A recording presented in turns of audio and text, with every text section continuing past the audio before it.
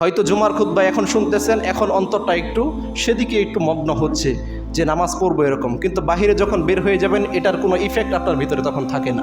আপনি যে ওই গতানুগতিক জীবন ব্যবস্থা সেটার মধ্যেই ফিরে যান, আপনার জীবন যে সেই আগে পরিচালনা করেছেন সেভাবেই ফিরে যান।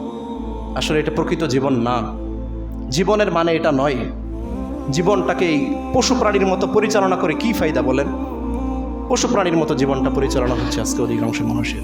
তারা জানেই না তাদের জীবনের লক্ষ্য উদ্দেশ্য কি, কেনই বা দুনিয়াতে তাদেরকে পাঠানো হলো, আবার কেনই বা দুনিয়া তারা ছেড়ে দিবে, কিচ্ছু জানে না। ও দুনিয়াতে এসেছে, গরু ছাগলের ক্ষুধা লাগলে যেমন খায় সেও খায়, গরু ছাগলের পায়খানা চাপে সে হাগু করে, সেও হাগু করে। কেনই বা দুনিয়াতে আসলো, কেই বা তাকে দুনিয়াতে পাঠালো, বা কি উদ্দেশ্য নিয়ে তাকে পাঠানো হলো, কেনই বা মারা যাবে, কিচ্ছু জানে না জীবনের উদ্দেশ্য। দুনিয়া দুনিয়া দুনিয়া। আপনি প্রশ্ন করেন আজকে একটা যুবককে যে